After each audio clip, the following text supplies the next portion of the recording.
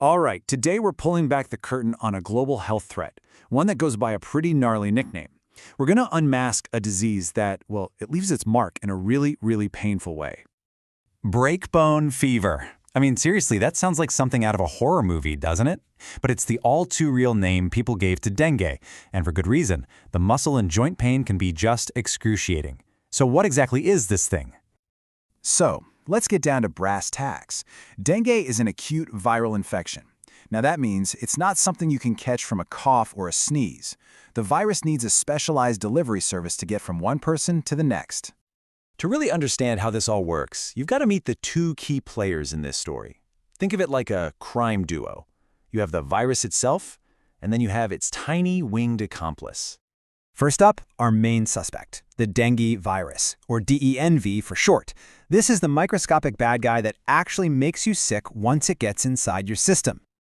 But here's where it gets tricky. The dengue virus isn't just one single enemy. It's actually a gang of four. There are 4 different types, or serotypes. Now, if you get infected with, say, DENV1, you're immune to that one for life. But, and this is a huge but, you can still catch the other 3. And getting a second infection with a different type is often way, way more dangerous.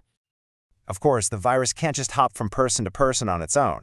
It needs a getaway driver. And that's where its partner in crime comes in, the Aedes aegypti mosquito. This little insect is the vector, the one that ferries the virus around. So let's look at this mosquito's MO, its method of operation. Unlike a lot of mosquitoes that come out at night, this one is a day biter, which makes it a lot harder to avoid. And it's not breeding out in some big swamp. Nope. It's perfectly happy in a little bit of clean, stagnant water in a flower pot, an old tire, or even a bottle cap in your own backyard. That's all it needs. So, we've met the culprits. Now let's see what happens when their attack is successful. What does this whole thing actually feel like? Well, the disease can actually progress through stages. It usually kicks off as classic dengue. That's where you get the high fever and that awful breakbone pain. But from there, it can escalate to dengue hemorrhagic fever. This is where things get serious, with bleeding and internal plasma leakage. And the worst-case scenario? Dengue shock syndrome. That's where the leakage causes a catastrophic drop in blood pressure, leading to shock, organ failure, and it can absolutely be fatal. Okay, this is so important. You have to be able to spot the red flags that things are taking a turn for the worse. We're talking severe stomach pain, vomiting that just won't stop, any bleeding from the gums or nose. These are not wait-and-see symptoms. They are signs of a medical emergency. Knowing the danger is one thing, but how do we actually fight back? That brings us to our next section, how this disease is diagnosed and managed. Now, this is maybe the most crucial thing to understand about dengue. There is no magic pill. There's no specific antiviral drug that can just kill the virus.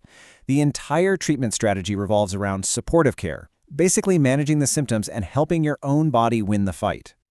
And managing those symptoms comes with some very strict rules. For the fever and pain, paracetamol is what's recommended. What you absolutely have to avoid are NSAIDs like ibuprofen or aspirin. And why is that?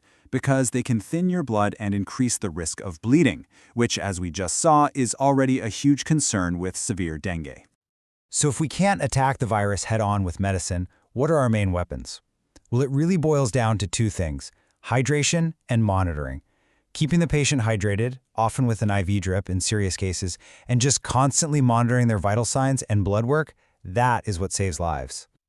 We've looked at the attack and the counterattack. But you know what they say? An ounce of prevention is worth a pound of cure. The best strategy is to never get into the fight at all. So let's talk about building your defenses. This is your personal defense plan, and it's got 3 simple steps. Step 1, and this is the big one, eliminate their breeding grounds. Walk around your home and get rid of any standing water. Tip it over. Step 2 is to make yourself a harder target. Wear long sleeves and pants. And step 3, use repellents and physical barriers like window screens to keep them away from you. But look, this isn't just a fight you can win on your own. It has to be a community effort. Things like organized cleanup drives and insecticide fogging programs are absolutely essential to knock down the mosquito population for everyone in the area. So, we've unmasked breakbone fever. We've seen the virus, its accomplice, the damage it can do, and how we fight back. And it really all comes down to this one question. The best, most effective defense starts right in our own backyards, on our own balconies. So, is your home protected?